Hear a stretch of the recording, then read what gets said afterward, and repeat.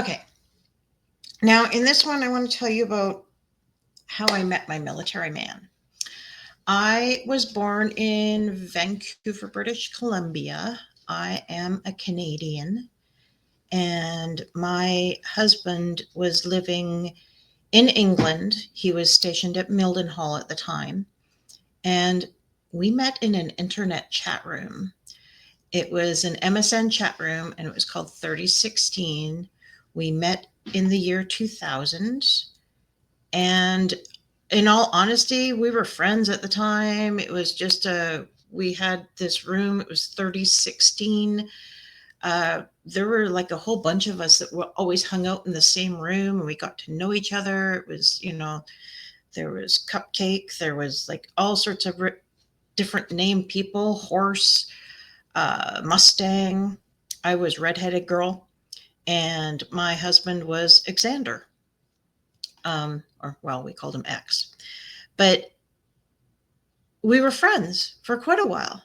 And I was actually married to my high school sweetheart at the time, but our relationship was struggling extremely. I I was having difficulty managing my diabetes because I didn't realize it at the time, but I did not have the right tools to manage my diabetes. And I wanted to have a baby, and the kind of activity needed to create babies wasn't really happening very much, if you know what I mean. And it just, uh, um, he wouldn't go to counseling with me. I, near the end there, before I met my current husband, Paul, I had come to Christ. And that was a huge eye opener for me. I really thought that um, Dean, that was my ex husband, I really thought he was going to come to Christ too. And that God would fix my marriage, even though we were no longer equally yoked. It was, hindsight is so 2020. It really is. I went through a lot with all that. And at the same time, it's kind of crazy. Like, this is before things happened that split us up. And I just kept trying to work on the relationship, trying to work on the marriage, trying to make it better, trying to make it work, trying to, like, oh gosh, I was working so hard at that.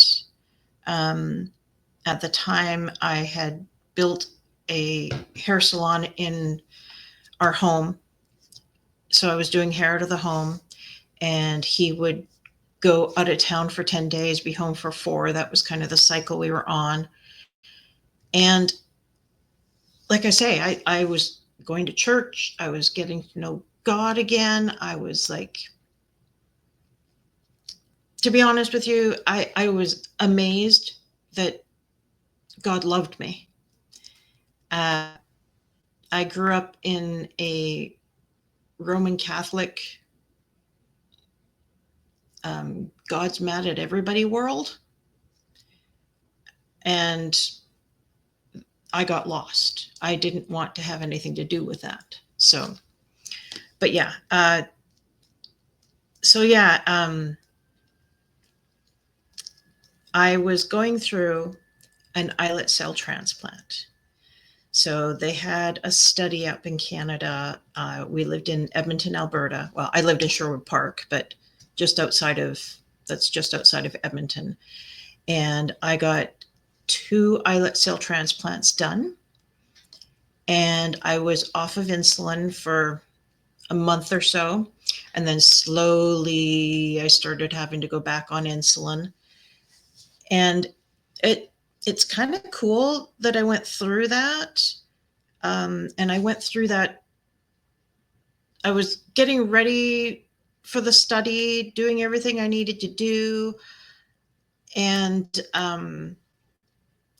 that's when my ex husband told me that the reason that the marriage wouldn't work is because he loved me like a sister, not a wife.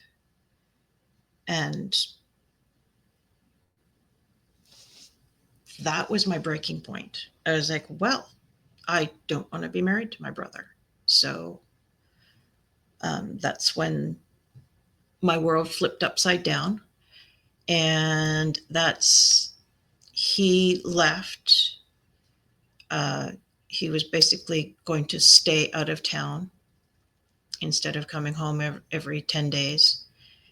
And I dealt with cleaning up the house, lusting the house, all that stuff. And I got 2 islet cell transplants. So I was under a lot of stress at the time. And that could have been part of the reason my body rejected. However, if my body had not rejected, I would not have been allowed to get pregnant, because that's an agreement I made because of all the anti-rejection medication I was on. I had to agree that I would not have a child while I was on those medications. So, it's kind of a blessing in disguise. But, and through that, at that time, type 1 diabetes was just its own little category. And through that study, they saw, like, I remember the doctors talking, and it was kind of like, I didn't really understand at the time, but like I say, 2020, when you look backwards, but they were talking about, they were like, why are the white blood cells, apparently my white blood cells were, I think it was white blood cells, whatever the ones that are like defending your body and trying to get rid of things like bad stuff. They were attacking my liver, and my liver is where they transplanted the islet cells. So that kind of made a lot of the studies, and I was the 8th person who got it done. I don't know how many more got it done after me. I just know there were 7 ahead of me. And I don't know if I was the first person they saw this in, or I don't know. But I like to see that I contributed to them figuring out that type 1 diabetes is an autoimmune disease. So that was kind of cool. But so that happened. My marriage exploded. And until that point, Paul and I were just like really good friends. I was actually even trying to set him up with other girls in the chat room. And so that happened.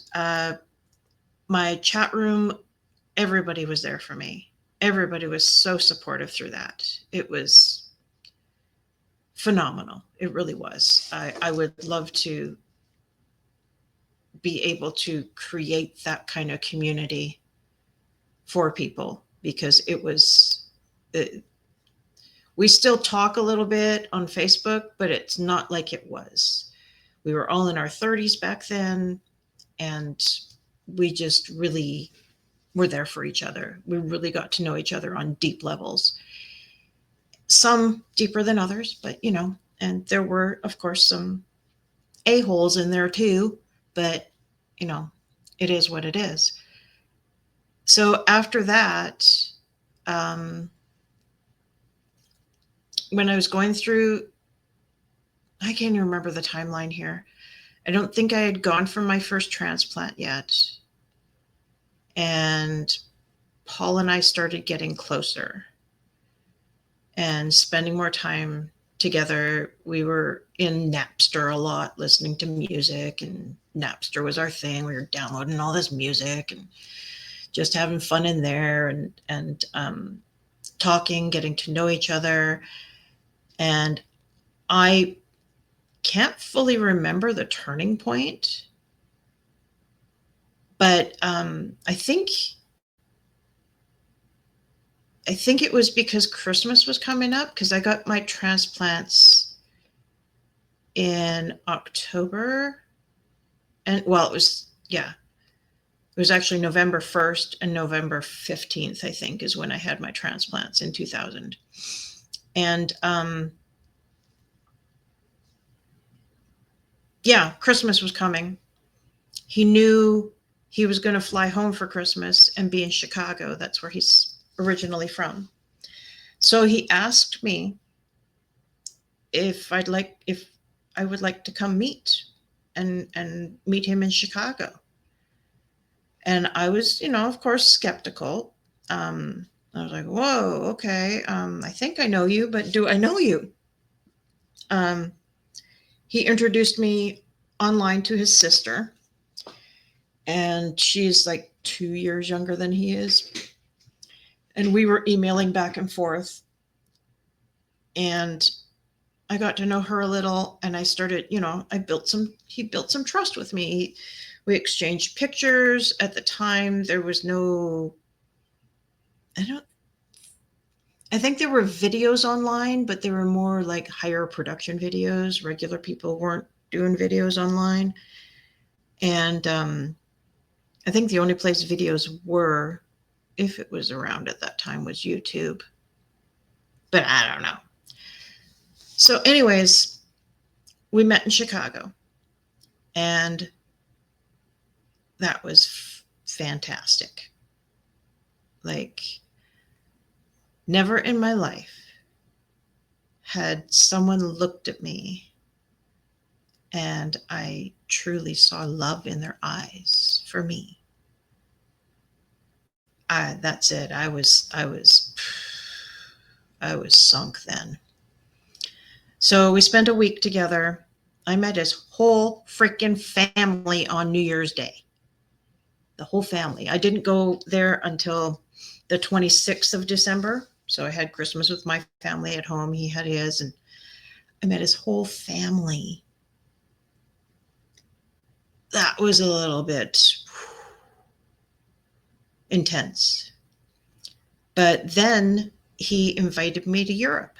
He said, hey,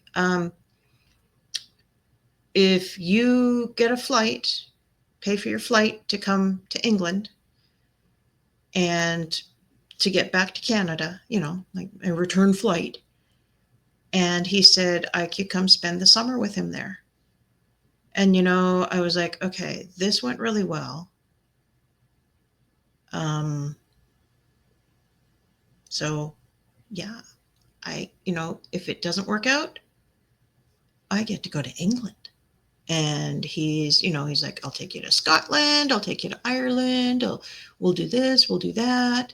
And I said, the only place I really want to go is Paris.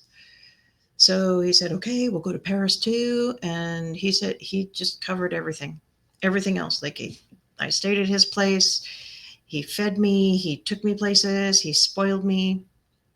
I'll tell more about that later. But yeah, I've got more to tell about that story.